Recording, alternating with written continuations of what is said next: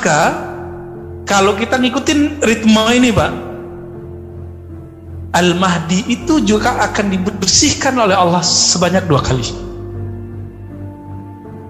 Pertama waktu kecilnya, kira-kira umur 6 atau 7 tahun. Yang kedua sebelum beliau mendeklarasikan atau hijrah dirinya sebagai Al-Mahdi di depan umat. Kira-kira berapa tahun? 2 atau 3 tahun.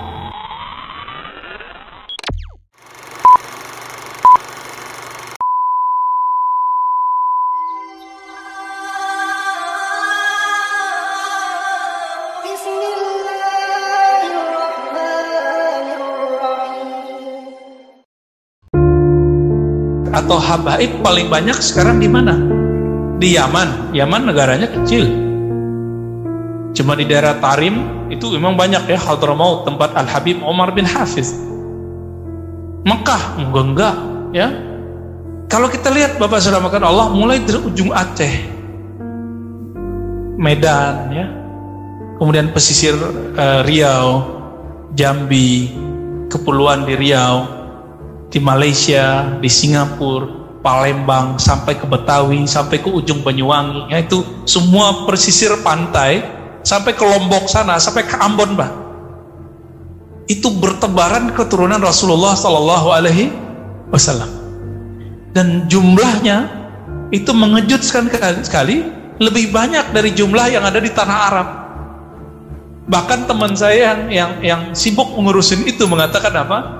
Beberapa klan, jadi suku, kabilah kira-kira begitu ya, misalnya As-Saggaf, Al-Idrus, itu namanya suku-sukunya Pak ya, famnya, mereka nyebutnya family-nya.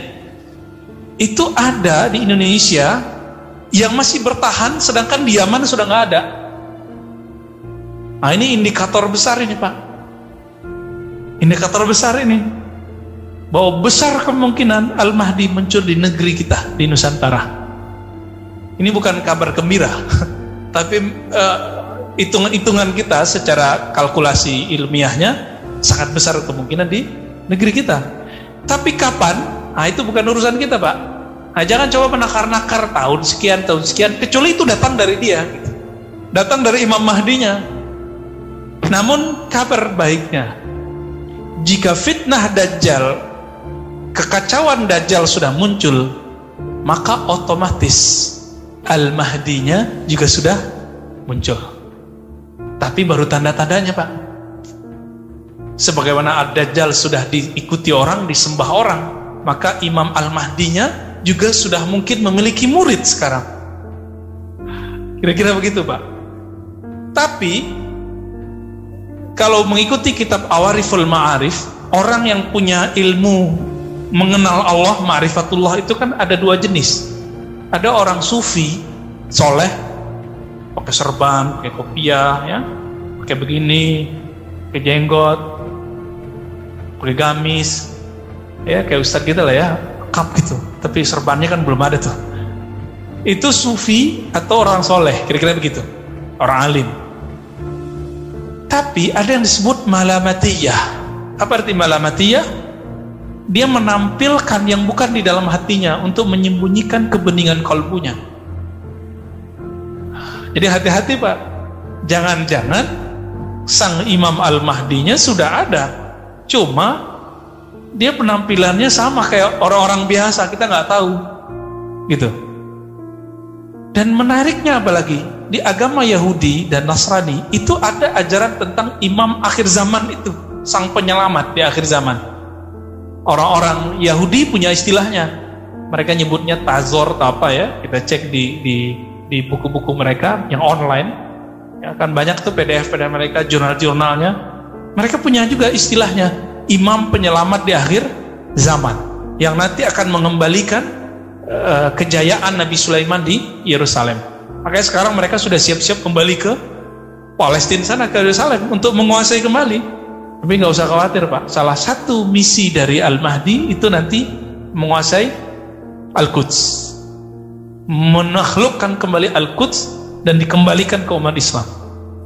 Apa dasar saya mengatakan jangan-jangan Imam Al-Mahdinya itu malamatiyah, menampilkan hal-hal yang biasa sehingga orang tidak mengira dia punya ilmu itu, Padahal di dalamnya dia sangat mengenal Allah Subhanahu wa Ta'ala. Ini contoh. Di antara bapak ini kan ada yang kuliahnya unik-unik. Ada yang mampu berbahasa yang kita nggak mampu. Ada yang punya skill yang kami tidak mengerti skill itu. Kelihatan nggak dari jidatnya? Nggak ya? Kalau bapak nggak berpenampilan dosen di kampus, kita nggak ngerti kalau bapak ini seorang dosen. Bapak ini seorang direktur, GM. Kalau nggak ada kartu pengenal, kita kan nggak ngerti. Baju semua orang sama, kira-kira mirip begitulah pak. Ya, mirip-mirip begitulah. Dia pakaiannya sama kayak kita, tapi rohaninya kualitasnya berbeda. Apa dalilnya? Dalam banyak hadis, salah satunya riwayat ini dikatakan yuslihuhullahu ta'ala fi lailah. Allah nanti akan islah dia. Islah artinya apa? Allah bersihkan dia, Allah perbaiki zahirnya supaya sesuai dengan batinnya dalam semalam. Au qala fi yaumain. Di riwayat Imam Abu Nuaim dikatakan atau 2 hari. 2 hari itu artinya 2 kali. Saya mau tanya, ini mengikuti tadi Nabi mengatakan tanda-tandanya seperti tandaku, namanya seperti namaku, ilmunya seperti ilmuku. Nabi berapa kali dibersihkan dadanya oleh malaikat Jibril? Masih ingat? Rasulullah ketika mulai kanak-kanak, ya kira-kira umur 6-7 tahun, itu dibeleh pada dadanya, dibersihkan oleh Jibril. Saudara sesusuannya, anak dari Halimah Sa'diyah, melihat itu, dikira saudaranya bernama Muhammad bin Abdullah itu akan dibunuh oleh orang putih berpakaian putih ketika membelah dadanya. Lari dari mengejar ayahnya dan ibunya. Wahai ibu, ada orang mau membunuh saudaraku Muhammad. Datanglah ya, mengejar ini ayahnya, ayah susunya dan ibu susunya. Pas datang Nabi Muhammad duduk-duduk lagi main pasir kira-kira gitu ya. Bengong anaknya. Tapi Halimah Sa'diyah sudah mengumpulkan keanehan-keanehan Nabi semenjak beliau diambil, dibawa ke atas onta. Padahal ontanya itu kecil ya, tapi kok menjadi lebih cepat dan lebih seger. Dia sudah catat semua itu dalam pikirannya. Ini bukan orang biasa. Ini bukan orang biasa. Ternyata dulu Halimah Sa'diyah pernah mendengar juga kalam-kalam dari Aminah, bahwa Aminah mengatakan satu ba'atsu rasulah, Muhammad kamu akan dibangkitkan menjadi seorang rasul.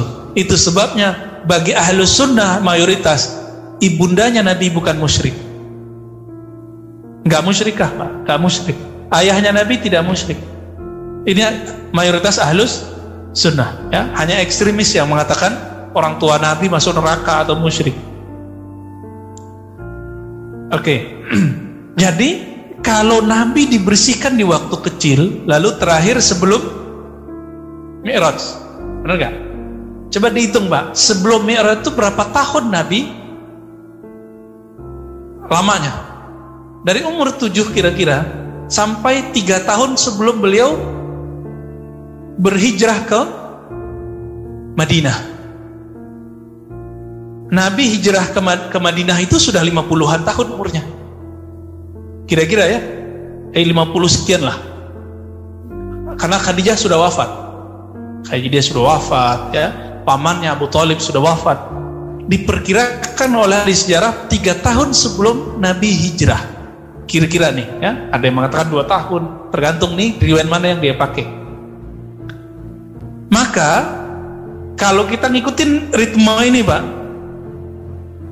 Al-Mahdi itu juga akan dibersihkan oleh Allah sebanyak 2 kali. Pertama waktu kecilnya kira-kira umur 6 atau 7 tahun. Yang kedua sebelum beliau mendeklarasikan atau hijrah dirinya sebagai Al-Mahdi di depan umat. Kira-kira begitu. Kira-kira berapa tahun? 2 atau 3 tahun. Ini perkiraan apa ya? Maka kalau dihitung berarti 3 tahun setelah itu terjadi perperangan antara beliau dengan Dajjal.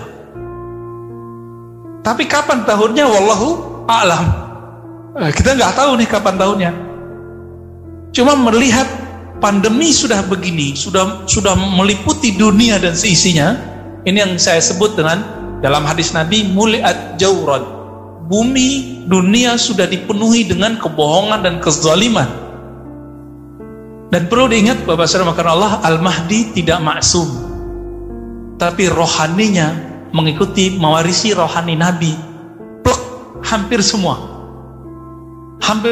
Bedanya Nabi Muhammad SAW punya hak membawa syariat baru, kalau beliau tidak, gitu aja bedanya. Beliau hanya nanti akan mengikuti syariat Nabi Muhammad SAW sebagaimana Nabi Isa ketika turun. Ini bagian akhir yang mau saya ceritakan. Ketika Imam Mahdi itu memimpin sholat, ini dunia sudah dikuasai oleh Dajjal nih dalam waktu 40 hari itu. Belum sampai 40 hari, mungkin 20-30, itu semua wilayah di dunia sudah hancur. Bayangkan Pak sekarang, kalau semua negara resesi, habis resesi nanti apa lanjutannya? Krisis ekonomi. Kalau berlanjut, kan resesi orang masih kuat ya, masih kuat ini. Cuma pertumbuhan ekonominya yang nggak ada. Ya udah minus. Kita waktu tahun 98 sampai 20-an minusnya. Kalau berlanjut, ini bisa semua negara, bukan negeri kita aja. Ini yang disebut jauran, kezoliman di mana-mana. Di saat itulah Al-Mahdi itu kemudian datang ke Makkah, Madinah. Jadi Imam Al-Mahdi sekarang bukan di Makkah, bukan di Madinah.